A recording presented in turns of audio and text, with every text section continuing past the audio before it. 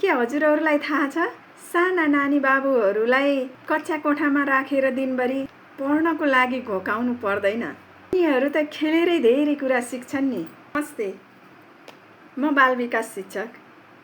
आज म हाम्रा साना नानी बाबुहरूको लागि कक्षा कोठामा बनाएका 6वटा सिकाइ कुनामध्ये एकदमै रोचक र महत्त्वपूर्ण कुनाको बारेमा भन्न जाँदैछु। जुन कुना रहेको छ सृजनात्मक कुना। सृजनात्मक कुना भन्ने बित्तिकै हामीले बालबालिकाले सिर्जना गर्न सक्ने खालको विषयवस्तु भन्ने सम्झनु पर्दछ। हामीले बाल विकास कक्षामा धेरै जसो शिक्षकहरूले गर्ने र बच्चा बच्चीलाई मनपर्ने क्रियाकलापहरू पनि यसैमा पर्दछ।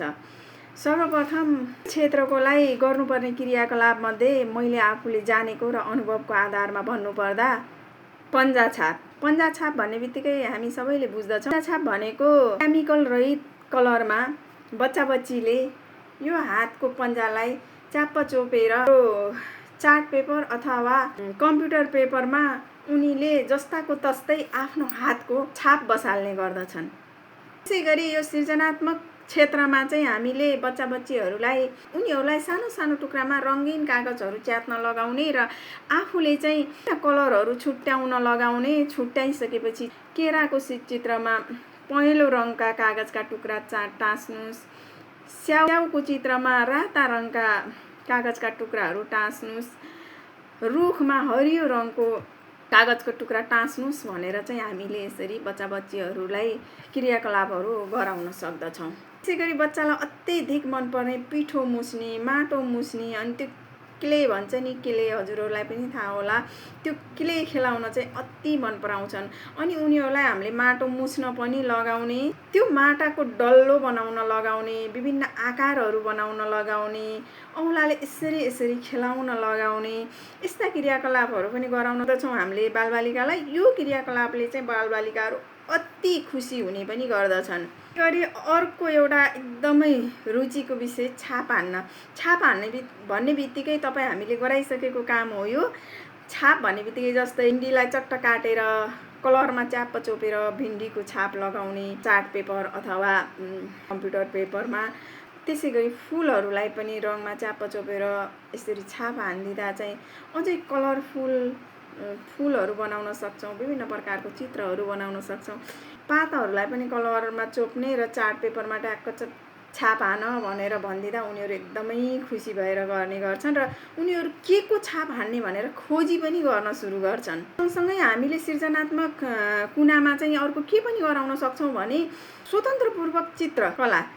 उनीहरूलाई चाहिँ स्वतन्त्र छोड दिने, कम्प्युटर पेपर दिने, पेन कलरहरू दिने, अनि ल तिमीलाई जे मनपर्छ त्यही चित्र बनाउन आज स्कुलको, म्यामको, आफ्नो साथीको, केराको, बाहिर देखेको रुखको, बाहिर देखेको फुलको, धाराको, चौताराको, घरको, विद्यालयको, जे को बनाउन मन लाग्छ तिमीले बनाउन सक्छौ भनेपछि उनीहरू यति खुसी भएर बनाउन सुरु गर्छन्। पनि एकदमै बच्चा बच्चीलाई मनपर्ने क्रियाकलाप हो। अब यति धेरै क्रियाकलाप गराउँदा के फाइदा हुन्छ त भन्ने कुरालाई पनि हामीले ख्याल गर्नुपर्छ। मेरो अनुभवले उनीहरूलाई यो क्रियाकलाप गराउँदा भएका फाइदाका कुराहरू पनि मैले हजुरहरूसित यस्तो सेयर गर्न चाहेँ। सर्वप्रथम त उनीहरू आत्मविश्वासी हुन्छन्, किनकि त्यो एकदम निडर भएर गर्न सुरु गर्छन् के यस्तो क्रियाकलापहरू। अब ड्रइङ बनाऊ भनेर स्वतन्त्र रूपमा ड्रइङ बनाउन दिँदा उनीहरू खुसी भएर बनाउन थाल्छन्। अनि कस्तो बनाउने भन्ने आफैले डिसिजन लिएर बनाउनु पर्ने हुन्छ नि। अनि उनीहरूको चाहिँ आत्मनिर्भर विकास पनि हुने गर्दछ। त्यसै गरी हात औँलाहरूको चाहिँ एकदमै सक्रियता बढ्ने भएको हुनाले त्यहाँ त्यो मांसपेशी पनि एकदमै सक्रिय हुने र विकास हुने गर्दछ भने अर्कोतिर सूक्ष्म अङ्गको पनि अत्यधिक विकास हुने गर्दछ। मैले अगाडि भनेका विभिन्न क्रियाकलापले चाहिँ हाम्रो आँखा र हातको समन्वयलाई पनि बढाउँछ। बच्चाले एक ठाउँमा हेर्ने र त्यही ठाउँमा हात लाग्ने भएको हुनाले आँखा र हातको समन्वयलाई पनि एकदमै विकास गर्ने गर्दछ। यिनी सबै क्रियाकलाप गराउँदा चाहिँ उनीहरूमा चाहिँ सृजनशीलताको विकास हुन्छ।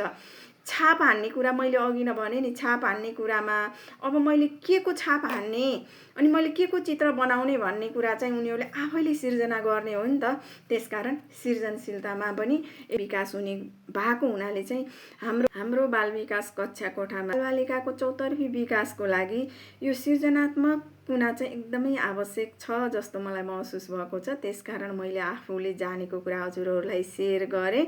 अनि यति क्रियाकलाप गर्दा चाहिँ हामी शिक्षकले के गर्ने भन्ने कुरा हुन्छ नि त। यो त सबै क्रियाकलाप बच्चाले गर्यो, अब हामी शिक्षकले के गर्ने त भन्ने हुन्छ नि त।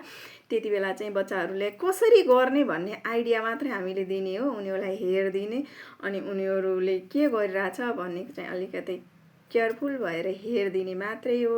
हजुरहरूलाई मेरो भिडियो मन परिरहेको छ भने हजुरहरूले लाइक, कमेन्ट, सेयर पनि गर्न सक्नुहुन्छ। होइन सुझाव दिन मन लागेको छ भने पनि मेरो पर्सनल मेसेन्जरमा मेरो कमेन्टमा गएर पनि हजुरहरूले सुझाव दिन सक्नुहुन्छ भन्दै म बिदा हुन्छु।